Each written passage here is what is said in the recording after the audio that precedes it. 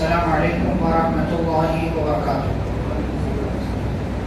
بسم اللہ الرحمن الرحیم، الحمد للہ رب العالمین وبہ نستعین والصلاة والسلام علی رسولہ الامین نبینا محمد وعلی آلہ واصحابہ اجمعین، اما بعد۔ معزز حاضرین، آج کی اس مجلس میں ہم تذکرہ کریں گے آپ کے سامنے حدیث رسول صلی اللہ علیہ وسلم کے تعلق سے کہ حدیث کس کو کہتے ہیں اور حدیث کی شرعی حیثیت کیا ہے اور ہمیں کس طریقے سے حدیث کو سمجھنا چاہیے، اور پھر آج کے بعد انشاءاللہ کل کے دن سے آگے کے کچھ دنوں میں محدثین کرام کا تذکرہ ہوگا جو مشہور ہے۔ تو سب سے پہلے حدیث کس کو کہتے ہیں؟ حدیث کس کو کہا جاتا ہے؟ رسول صلی اللہ علیہ وسلم کی بات کو۔ تو کیا رسول صلی اللہ علیہ وسلم کی بات جھوٹی ہو سکتی ہے؟ لیکن حدیث تو ضعیف ہوتی ہے۔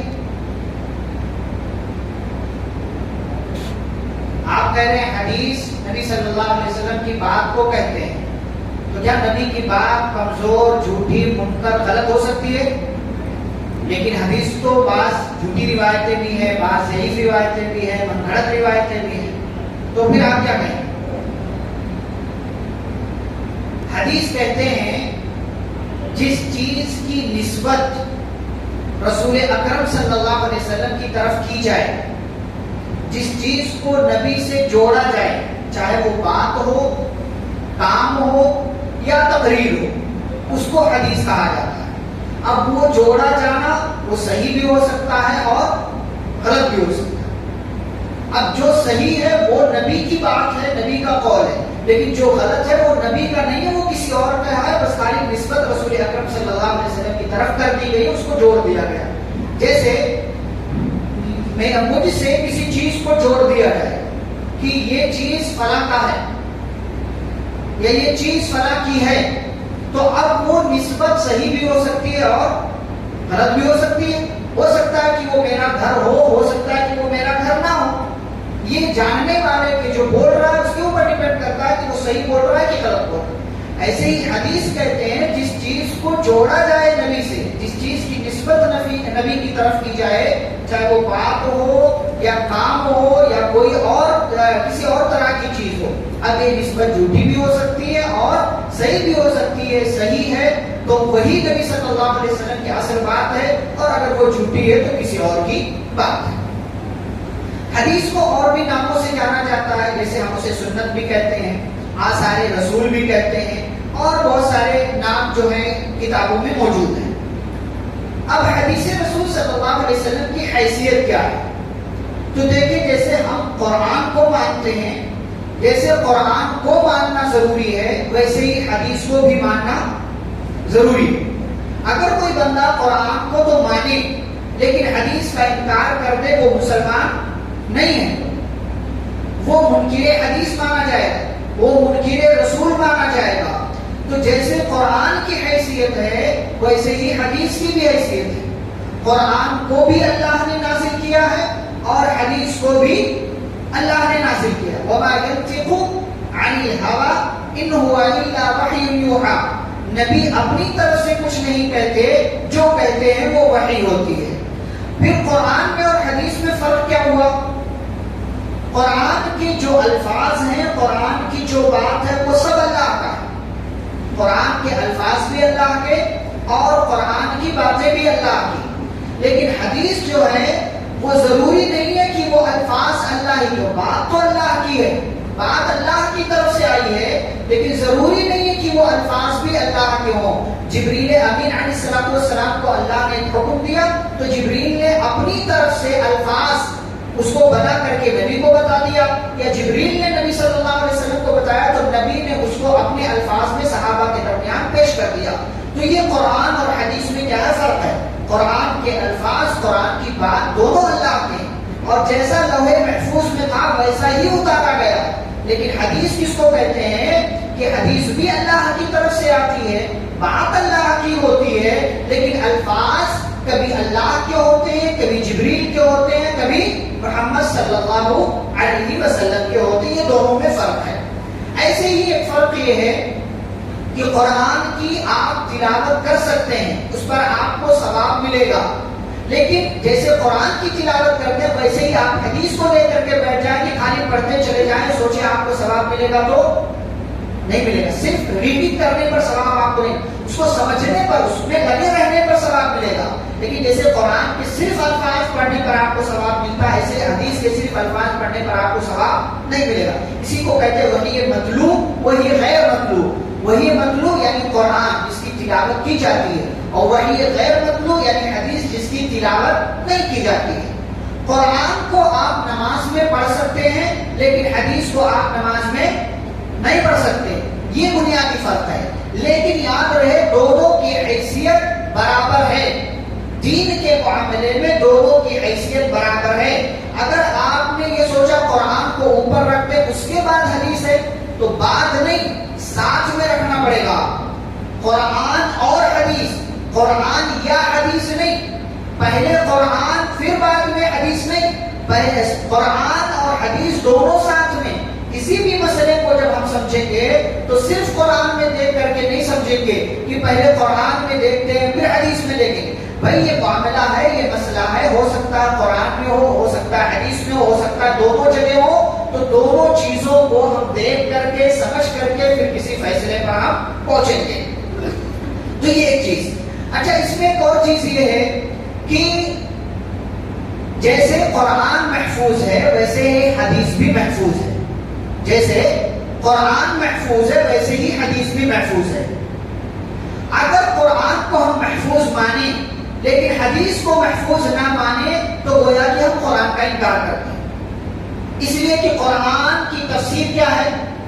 حدیث ہے۔ تو اگر قرآن کو محفوظ مان لیا لیکن حدیث کو محفوظ نہیں مانا تو قرآن کو سمجھ پائیں گے؟ نہیں سمجھ پائیں گے، نہیں سمجھ پائیں گے۔ اس لیے جیسے قرآن محفوظ ہے ویسے ہی حدیث میں محفوظ ہے، کیونکہ دونوں ایک دوسرے کی تفسیر کرتے ہیں۔ اللہ نے فرمایا وَأَنزَلْنَا إِلَيْكَ الذِّكْرَ لِتُبَيِّنَ لِلنَّاسِ مَا نُزِّلَ إِلَيْهِمْ، ہم نے ذکر کو نازل کیا ہے تاکہ آپ اس کے ذریعے لوگوں کو وضاحت کریں۔ تو قرآن بھی اللہ نے نازل کیا، حدیث بھی اللہ نے نازل کیا، قرآن حدیث دونوں ساتھ میں ہیں، اور قرآن بھی محفوظ ہے، حدیث بھی محفوظ ہے۔ کوئی بھی مسئلہ سمجھنے کے لیے ہم دونوں جگہ دیکھیں گے کہ اس مسئلے کا حل قرآن اور حدیث میں موجود ہے تو اچھی بات ہے، ورنہ ہم علماء کی طرف رجوع کریں گے، ان کا اجماع دیکھیں گے یا پھر قیاس دیکھیں گے کہ علماء نے اس سلسلے میں کیا فتویٰ دیا ہے جو پہلے موجود نہیں تھی اور آج موجود ہے۔ اب دیکھیں کہ یہ حدیث رسول کیسے محفوظ ہوئی۔ بعض لوگ انکار کر دیتے کہ ارے حدیث میں بھی صحیح ضعیف اور غلط موضوع ہوتا تو کیسے مانیں گے؟ کیسے مانیں گے؟ قرآن تو محفوظ ہے 1400 سال سے اور حدیث تو محفوظ ہی نہیں ہے۔ تو حدیث بھی محفوظ ہے، حدیث بھی محفوظ ہے، لیکن سمجھنے والوں کے لیے، جو نہ سمجھے اس کے لیے قرآن بھی محفوظ نہیں۔ اسی لیے شیعہ کہتے ہیں قرآن کے 40 پارے تھے، 10 پارے ابو بکر نے عمر نے چھپا لیے، غصب کر لیا، اور ان 10 پارے میں علی کی خلافت کا تذکرہ تھا رضی اللہ عنہ۔ کہتے علی کی خلافت کا ان 10 پاروں میں تذکرہ تھا، علی کے تعلق سے وصیتیں تھی، ابو بکر اور عمر نے علی کی خلافت پر بھی ڈاکہ ڈال دیا اور قرآن کے 10 پارے جو ہے چھپا لیے۔ کہتے ہیں 40 پارے تھے۔ تو جو نہیں مانے گا وہ قرآن کو بھی نہیں مانے گا، وہ حدیث کو بھی نہیں مانے گا۔ اچھا، جو حدیث کو محفوظ نہیں مانتا وہ گویا کہ قرآن کا بھی انکار کرتا، اس لیے کہ قرآن کہتا ہے اِنَّا نَحْنُ نَزَّلْنَا الذِّكْرَ، ہم نے ذکر کو نازل کیا ہے اور ہم بھی اس کی حفاظت کرنے والے ہیں۔ تو قرآن بھی محفوظ ہے، حدیث بھی محفوظ ہے، لیکن کیسے حفاظت ہوئی اس کی، یہ تھوڑا سا تاریخ ہم جانتے ہیں۔ قرآن کو صحابہ لکھا کرتے تھے، نبی صلی اللہ علیہ وسلم نے کچھ صحابہ کی ٹیم بنائی تھی، وہ لکھتے تھے، جنہیں ہم کیا کہتے ہیں؟ کاتبین وحی کہتے ہیں، وحی کے لکھنے والے۔ شروع میں صحابہ حدیث بھی لکھا کرتے تھے، حدیث بھی لکھا کرتے تھے، لیکن نبی صلی اللہ علیہ وسلم نے منع کر دیا کہ میری زبان سے نکلنے والی ہر چیز مت لکھ لیا کرو۔ صحابہ لکھ لیا کرتے تھے، لیکن پھر بعد میں رسول اکرم صلی اللہ علیہ وسلم نے اجازت دے دی، اور صحابہ کچھ لوگ جو کاتبین وحی تھے وہ صرف قرآن لکھتے تھے، اور کچھ لوگ جن کا نام کاتبین وحی میں نہیں تھا وہ نبی صلی اللہ علیہ وسلم کی دیگر باتوں کو لکھ لیا کرتے تھے جو قرآن کی آیتیں نہیں ہوتی تھی۔ تو وہیں سے حفاظت کا سلسلہ چل رہا ہے۔ اور صحابہ کہیں کسی نے پتے پر لکھ لیا، چمڑے پر لکھ لیا، کہیں اور کوئی کسی طرح کی چیز ہے اس پر لکھ لیا، اس طریقے سے لکھتے چلے آتے تھے۔ اب آگے حدیث رسول کی حفاظت کے 10 پوائنٹس میں آپ کے سامنے ذکر کرتا ہوں سمجھنے کے لیے۔ سب سے پہلی بات کہ حدیث رسول صلی اللہ علیہ وسلم کی حفاظت کیسے ہوئی؟ تلاش اور جستجو کے ذریعے۔ تلاش کرتے تھے صحابہ کہ نبی صلی اللہ علیہ وسلم کی بات کس کے پاس ہے، ان کے پاس ہے، ان کے پاس ہے، ان کے پاس ہے، تو ان کے پاس جا کر کے وہ حدیث وہ بات لے لیا کرتے تھے۔ نبی صلی اللہ علیہ وسلم چلے گئے تو تابعین جب آئے تو صحابہ سے پوچھتے تھے، صحابہ چلے گئے تبع تابعین آئے وہ تابعین سے پوچھتے تھے، بلکہ ایک ایک حدیث کے لیے تلاش کرتے تھے کہ اس حدیث کو جس نے روایت کیا ہے صحابہ سے اور صحابہ میں سے جس نے روایت کیا نبی سے، وہاں تک میں پہنچ۔ ایک ایک حدیث کے لیے کوفہ سے شام، شام سے مدینہ، مدینہ سے مکہ، مکہ سے اور کتنا لمبا ایک ایک 2 مہینے کا سفر کر کے پہنچتے تھے اور تلاش کر کے اس حدیث کو حاصل کیا کرتے تھے کہ وہاں سے ڈائریکٹ مجھے حدیث مل جائے۔ یعنی اگر میں نے صحابی سے سنا ہے اور آپ نے مجھ سے سنا ہے تو آپ کی یہ کوشش ہوتی تھی کہ آپ مجھ سے نہیں، آپ ڈائریکٹ صحابی سے جا کر کے سنے، سفر کر کے بندہ جاتا تھا، تابعی جاتے تھے اور صحابی سے ملاقات کرتے تھے کہ آپ نے نبی سے کون سی بات سنی اور کیسی بات سنی اس ایک حدیث کے لیے۔ تو تلاش اور جستجو کے ذریعے محدثین نے، صحابہ نے، تابعین نے، تبع تابعین نے حدیث کو محفوظ کیا۔ دوسرا طریقہ تحقیق و تدقیق۔ تحقیق یعنی چھان بین، پھٹک، تدقیق یعنی باریک بینی سے دیکھنا کہ واقعی یہ حدیث نبی کی ہے یا نہیں ہے، روایت کرنے والا کون ہے، بیان کرنے والا کون ہے، کس زمانے کا ہے، اس نے فلاں سے سنا ہے کہ نہیں سنا ہے، کہیں ایسا تو نہیں کہ خالی کہہ رہا ہے سنا ہے لیکن ان کے بعد پیدا ہوا۔ یہ پوری تحقیق، پوری باریک بینی سے جائزہ لے کر کے پھر جا کر کے کسی نتیجے پر پہنچتے تھے۔ اچھا یہ معاملہ پہلے نہیں تھا، لیکن جب فتنہ بڑھا، عبداللہ بن سبا حضرت عثمان رضی اللہ تعالیٰ عنہ کے زمانے میں بیدار ہوا، اس نے مسلمانوں کا لبادہ اوڑھا اور یہودیوں کا پروردہ تھا، یہودیوں کی فطرت اس کے اندر تھی، بلکہ قوم یہود میں سے ہی تھا، اس نے فتنہ پروری کرنا شروع کر دیا اور جو ہے فتنے کی آگ بھڑکانے لگا۔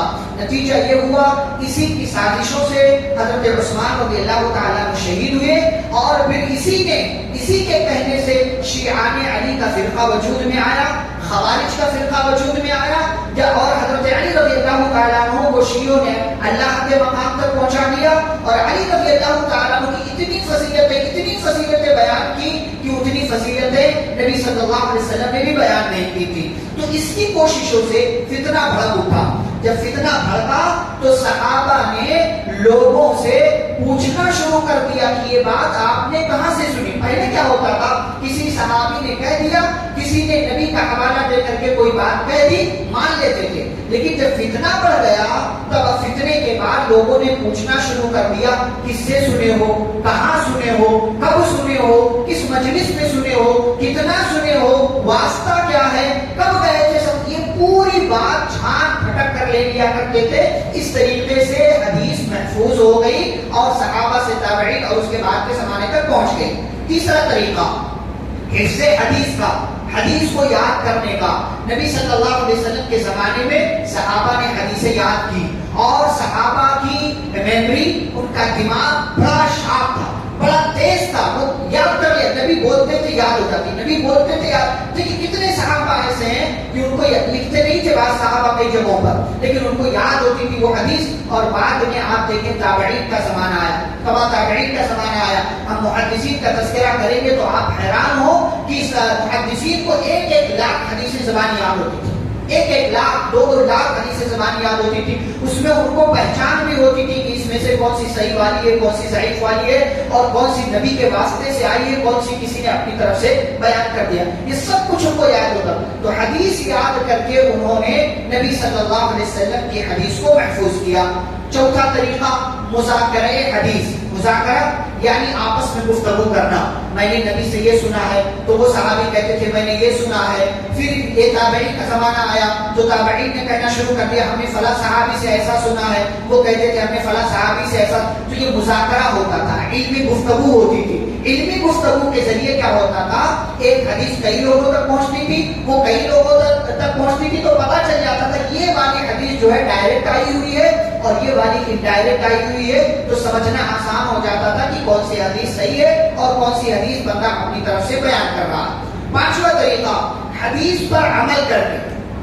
حدیث پر عمل کر کے صحابہ حدیث کو محفوظ کر لیتے تھے. اس طریقے سے حدیث کے نبی نے کوئی بات کہہ دیا کہ یہ کام ایسے کرو، صحابہ ویسا کر لیتے تھے. نبی نے کوئی بات بتا دی، صحابہ اس کو اپنی عملی زندگی میں لے آتے تھے. اس طریقے سے حدیث محفوظ ہو جاتی تھی. چھٹا طریقہ تبلیغ حدیث. حدیث کو دوسروں تک پہنچانا، بیان کر دینا.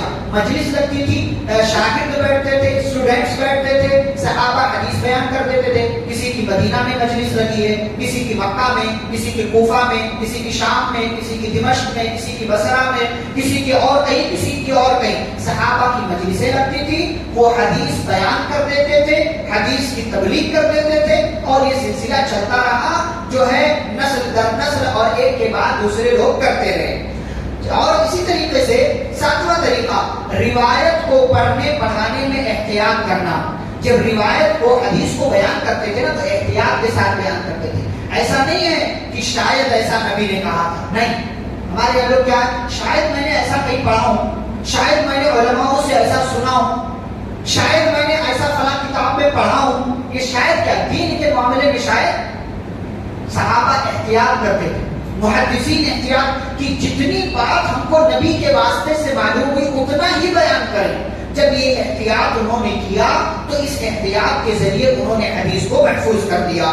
آٹھواں طریقہ سنے ہوئے لفظ کی روایت. جتنے الفاظ سنے ہیں اتنا ہی بیان کر دیتے تھے. جتنے الفاظ سنے کسی بھی مسئلے کے تعلق سے، جتنے الفاظ سنے ہیں بس اتنا ہی بیان کرتے تھے، سنے ہوئے الفاظ. ایسا نہیں ہے. اچھا، اس میں دو چیزیں. ایک چیز یہ کہ جو الفاظ سنے وہی بیان کر دیا، اپنی طرف سے کوئی لفظ نہیں ملایا. حالانکہ اس کی جگہ پر دوسرا لفظ ملاتے تو معنی غلط نہیں ہوتا، لیکن انہوں نے دوسرا لفظ نہیں ملایا بلکہ جو لفظ نبی نے استعمال کیا تھا وہی لفظ بیان کیا. اس میں ایک دوسری چیز یہ ہے جو ہمارا نواں حصہ، نواں پوائنٹ ہے، وہ یہ کہ جتنا سنا تھا یہاں سے لے کر کے یہاں تک اتنا بیان کرتے. اس کی مثال میں آپ کو ایک دوں.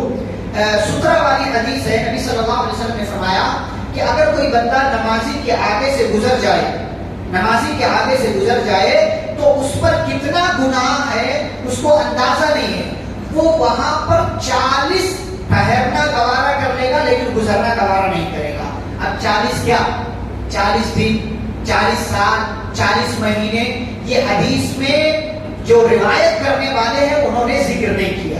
کیوں؟ انہوں نے نبی سے ایسا ہی سنا تھا، جتنا سنا تھا اتنا ہی بیان کیا. یہ نہیں کہا کہ اپنی طرف سے کہ مجھے لگتا ہے 40 سال کہا تھا، یا مجھے لگتا ہے 40 مہینے کہا تھا، یا مجھے لگتا ہے 40 دن. اپنی طرف سے نہیں. نبی نے جتنا کہا لکان ان یقف 40 کہ وہ 40 ٹھہرنا گوارا کر لے گا. 40 کیا نہیں پتا. محدث نے، صحابی نے جتنا سنا اتنا ہی لوگوں کے درمیان بیان کر دیا. تو اس طریقے سے حدیث محفوظ ہوئی. اچھا، اب اگر اس میں کوئی اپنی طرف سے بیان کر دے گا تو وہ کیا ہو جائے گا؟ حدیث پھر وہ صحیح ہو جائے گی، وہ غلط ہو جائے گی، وہ جھوٹی ہو جائے گی، اور وہیں وہ پکڑ لیا جائے گا کہ یہ بندہ سچ بول رہا ہے کہ غلط بول رہا ہے. اچھا، اس میں ایک آخری پوائنٹ یہ ہے کہ شبہ والے لفظ، یعنی شبہ والا ڈاؤٹ فل جو لفظ ہوتا تھا اسی کے ساتھ روایت کرتے تھے. بعض دفعہ کیا ہوتا تھا، جیسے نبی ممبر پر کھڑے ہو کر بیان کرتے ہیں تو کوئی صحابی پیچھے ہوتے تھے، تو صحیح طریقے سے بعض دفعہ آواز نہیں آئی تو ان کو یہ لگا کہ یہ بولے تھے یا یہ بولے تھے، دونوں بات. کہ ان کو جو لگا پوری بات کو سن کر کے اس کے حساب سے بیان کر دیتے تھے کہ نبی نے یا تو یہ کہا تھا یا تو یہ کہا تھا. یعنی ان دونوں باتوں میں سے کوئی ایک بات تھی، کوئی تیسری بات بھی نہیں تھی، اور ان دونوں کے علاوہ کوئی اور بات نہیں تھی، بلکہ انہی دونوں میں سے کوئی بات تھی. یا تو نبی اس کے حوالے سے بات کر رہے تھے یا تو اس کے حوالے سے بات کر رہے تھے. تو جو جس طریقے سے گرچہ شبہ والا ڈاؤٹ فل لفظ تھا اسی لفظ کے ساتھ روایت کر دیا اور بیان کر دیا. یہ 10 طریقے ہیں کہ جن طریقوں کو اپنا کر کے صحابہ نے، تابعین نے، تبع تابعین نے حدیثوں کو محفوظ کیا، اور حدیثیں اللہ کے فضل و کرم سے محفوظ ہو گئی. اور پھر ایک سلسلہ چلا، علماء، صحابہ میں سے علماء صحابہ تھے، ابو ہریرہ، عبداللہ بن عمر، عبداللہ بن عباس، ابو سعید خدری، عبداللہ بن عمرو بن عاص، یہ وہ صحابہ، انس بن مالک، یہ وہ صحابہ جن سے زیادہ حدیثیں مروی ہیں. اسی میں اما عائشہ رضی اللہ عنہا کا آپ نام لے لیں. اس کے بعد تابعین کا دور آیا تو تابعین کے دور میں ایک سے بڑھ کر کے ایک ائمہ آئے. سعید بن مسیب آئے اور اسی طریقے سے عروہ بن زبیر آئے، عبد الرحمن بن مہدی اور بعد کے زمانے میں آئے. تبا تابعین کا دور آیا، امام احمد بن حنبل، امام مالک، امام شافعی آئے. پھر اس کے بعد کا دور آیا امام بخاری، امام مسلم، امام نسائی، امام ترمذی، امام ابن ماجہ، امام ابو داؤد، یہ محدثین آئے. اس کے بعد کے اور دیگر لوگ، یہ سلسلہ چلتا رہا، حدیث بیان کرتے رہے اور ایسے ایسے علماء پیدا ہوئے کہ سامنے والے بندے کی کیفیت، اس کی حالت کو دیکھ کر کے بتا دیتے تھے کہ یہ بندہ جھوٹا ہے کہ سچا ہے، حدیث بیان صحیح کر رہا ہے یا غلط کر رہا. احتیاط اتنی کرتے تھے کہ اگر کوئی بندہ سنت کے خلاف عمل کرنے والا ہے اور وہ حدیث بیان کر دے تو اس کی حدیث کو نہیں لیتے تھے کہ جب تو سنت پر عمل نہیں کر رہا ہے تو حدیث صحیح بیان کیسے کر سکتا ہے، اس کی حدیث کو نہیں لیتے. اس سلسلے میں ایک واقعہ ہے، امام بخاری رحمہ اللہ یا کوئی اور محدث لمبا سفر کر کے کسی آدمی کے تعلق سے انہوں نے سنا کہ اس کے پاس یہ حدیث ہے. ایک لمبا سفر کر کے اس ایک حدیث کو سننے کے لیے گئے اور جب اس علاقے میں پہنچے تو دیکھا کہ ایک بندہ ایک نانپائی روٹی بنانے والے ان کے پاس کھڑے ہو کر کے روٹی کھا رہا. تو انہوں نے وہی کسی آدمی سے پوچھا، بھائی اس علاقے میں فلاں صاحب رہتے ہیں، میں ان سے حدیث سننے کے لیے آیا ہوں، وہ کہاں ملیں گے؟ کہا وہ دیکھو وہ جو کھڑا ہے روٹی کھا رہا ہے وہی ہے. امام بخاری ہے جو بھی محدث نے واپس چلے آئے، واپس چلے. حدیث اتنا لمبا سفر کرتے صرف ایک حدیث کے لیے گئے تھے لیکن اس کو کھڑے ہو کر کے کھاتا ہوا دیکھ لیا، واپس چلے آئے. کہا یہ بندہ سنت رسول کی خلاف ورزی کر رہا ہے تو اس سے حدیث لینا مناسب. اتنی محنت اور اتنی مشقت کی ہے حدیث کو محفوظ کرنے میں، تب یہ جا کر کے حدیث کا ذخیرہ ہمارے پاس پہنچا ہے. اور لوگ بڑی آسانی سے آپ کہہ دیتے ہیں حدیث یہ ہے، حدیث وہ ہے، حدیث کا انکار کر دینا، حدیث محفوظ نہیں ہے یا مرضی کی حدیث ماننا. بعض لوگ سنت سے محبت کرتے ہیں لیکن حدیث سے نفرت کرتے ہیں. سنت سے محبت ہے کہ نبی کی بات ہے، نبی کی بات ہے، لیکن جیسے ہی نبی کی حدیث سنا دی جائے تو پھر اس کے بعد عمل کے میدان میں پیچھے ہو جاتے ہیں. سنت سے محبت ہے لیکن حدیث سے نفرت کرتے ہیں. کتنے ہمارے بھائی ایسے ہیں کہ نبی کے نام پر مر کٹنے کو تیار ہے لیکن نبی کی بات جیسے ہی سنا دو حدیث کے حوالے سے عمل کرنے کے معاملے میں پیچھے ہیں. پھر وہاں ان کی اپنی مرضی چلتی ہے، وہاں ان کے اپنے معاملات چلتے ہیں. تو یہ آپ کو بتانے کے لیے حدیث کا، سنت کا بیک گراؤنڈ کیا ہے، کیسے لکھا گیا، کیا چیز اختصار کے ساتھ. ورنہ محنتیں اتنی ہیں کہ اسی ایک ٹاپک پر کئی موٹی موٹی جلدوں کی کتابیں لکھی ہیں علماء نے، ائمہ نے اور محدثین کرام نے. ہم اور آپ کو ان کی کوششوں کی قدر کرنی چاہیے. آگے کی مجلسوں میں انشاءاللہ ہم امام بخاری، امام مسلم وغیرہ جیسے کئی ائمہ اور محدثین کا آپ کے سامنے انشاءاللہ تذکرہ کریں گے کہ کس طریقے سے انہوں نے محنت کی، جستجو کی اور کیسے ان کتابوں کو جمع کیا اور رسول اکرم صلی اللہ علیہ وسلم کی احادیث کو ہم تک پہنچانے کی کوشش کی. اللہ رب العالمین ان تمام ائمہ، محدثین اور حدیث کے میدان میں محنت کرنے والوں پر اپنی رحمتیں نازل کرے اور ہم سبھی کو قرآن و حدیث کی باتوں کو پڑھنے، سمجھنے اور پر عمل کرنے کی توفیق عطا فرمائے. آمین. صلی اللہ علیہ نبی کریم. سبحانک اللہم وبحمدک، اشہد ان لا الہ الا انت، استغفرک واتوب الیک. السلام علیکم ورحمۃ اللہ وبرکاتہ.